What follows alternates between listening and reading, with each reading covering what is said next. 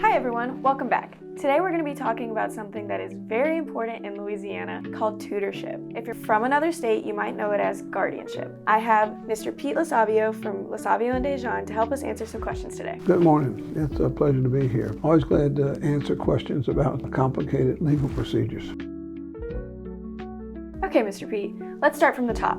What is tutorship? Tutorship is a legal process where a court appoints a person to manage the property and the person of a minor. This usually happens when one of the parents has died, or the child gets a large settlement or inherits a sum of money where they need to appoint a tutor. The word tutor is only used in Louisiana. If you're reading literature from other states, they use the word guardian. The only time the word guardian is used in Louisiana is when they have child in need of care cases. Otherwise, it's referred to as tutor. Okay, so when we say tutor, we're talking legal responsibility, not my math tutor.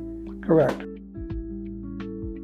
So when might a family need to pursue tutorship? That generally happens when there's been a situation where the parent has passed away because the father is the natural tutor of the child. Also, in the case where the parents have divorced, usually we appoint a court-appointed tutor. Typically where we see it the most is where the child has or is going to receive a financial settlement from a personal injury case or inheritance. In that case, the court will appoint a tutor to manage those funds and also to oversee the welfare of the child.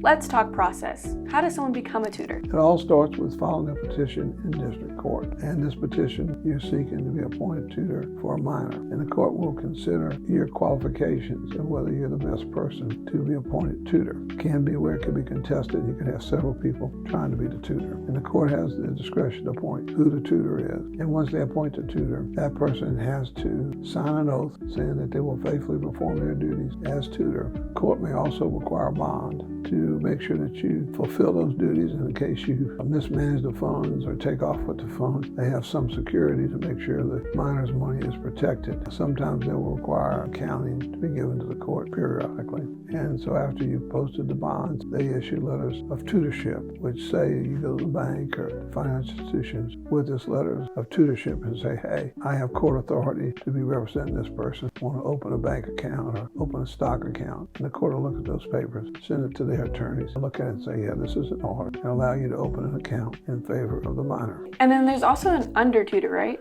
There is an under tutor. And the under tutor's job is to oversee the tutor and making sure that the tutor is acting properly. So how long does tutorship last? Tutorship lasts until the child turns 18 or is legally emancipated. Wow. And then if the minor has some kind of a developmental disability, that tutorship can be extended for life or for as long as the child's alive, because the child will never be able to handle his own affairs. Wow, sounds like a serious responsibility. Well, tutorship is a legal proceeding and it is serious. The tutor and the under tutor are under fiduciary obligations to make sure that they do things properly and professionally. And if they don't fulfill those duties, they can be sued for mismanagement. What exactly does a tutor do? Well, a tutor has certain legal responsibilities. Of course, the main one is to manage the child, manage their daily care, where they live, where they go to school, manages their medical decisions. If they need surgery or they need to go to a doctor, they're the person that's responsible to authorize a doctor to treat them, manages their money in a fiduciary capacity. So all these things, are they legally responsible for and have a legal duty to discharge those responsibilities. Otherwise, they can be sued for mismanagement. Are tutors involved in applying for benefits? Yes, the tutor can be involved in applying for benefits, particularly government benefits. The minor may be entitled to Social Security, Medicaid, Medicare.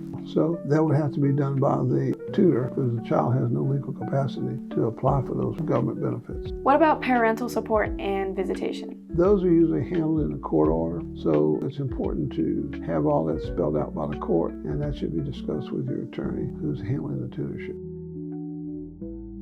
What should folks keep in mind if they think they need to pursue tutorship? They should consult with an attorney who has experience and knowledge in this area to ensure that the child is well protected and that they're also protected, because when you're appointing a tutor, it has liability associated with it, and you're dealing with the welfare of the child. So it's very important to get an attorney who has experience and knowledge in tutorship. Thank you for your advice, and it's been great having you here today and sharing your expertise. You're welcome. I enjoyed talking to you. If you found this video helpful, don't forget to like, subscribe, and share with someone who might need the info. For more personalized legal protection, reach out to LaSavio and Dejan, because protecting your loved ones starts with the right guidance.